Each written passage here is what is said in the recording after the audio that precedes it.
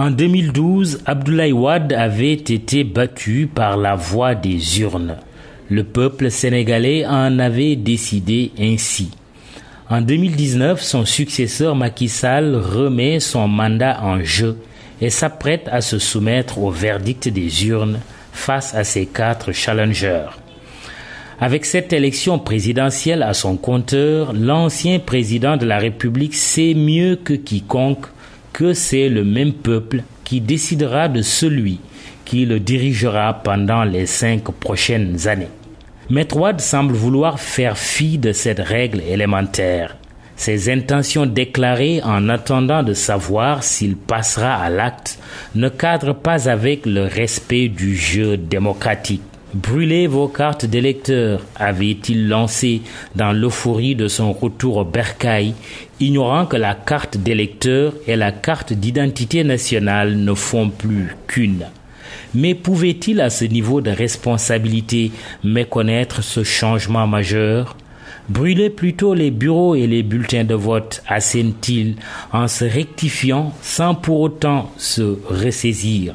Les 2 déclarations renvoyant à la même chose, le chef du PDS veut ainsi saboter le scrutin présidentiel du 24 février par l'usage de la violence.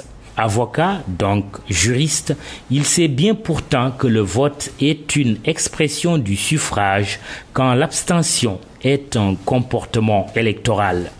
Aucun citoyen, fût-il ancien président de la République et même ayant l'excuse de l'âge, n'a le droit d'empêcher d'autres citoyens d'accomplir leur droit de vote.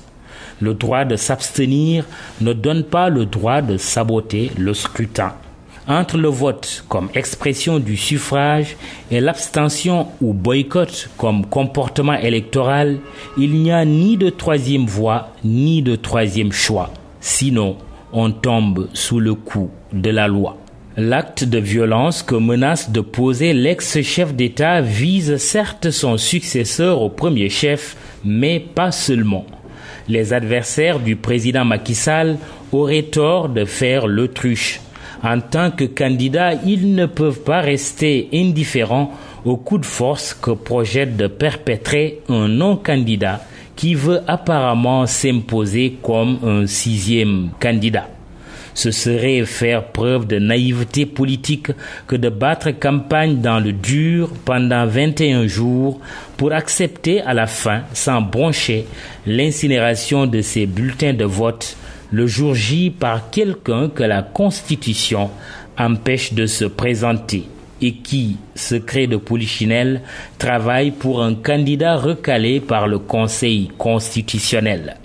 Imaginons toute la colonie des candidats disqualifiés se transformer en pyromanes.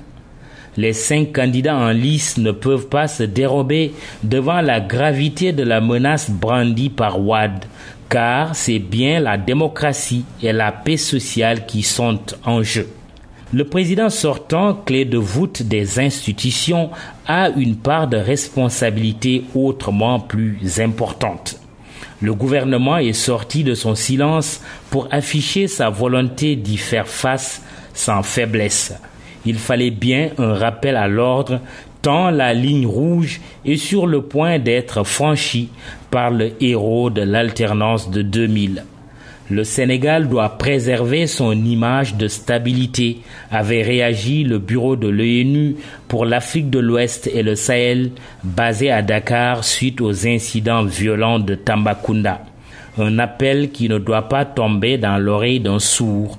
Osons espérer que Wade fait juste du Wade.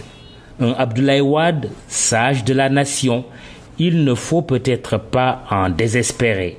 Sa science, son expérience et son statut l'y prédisposent.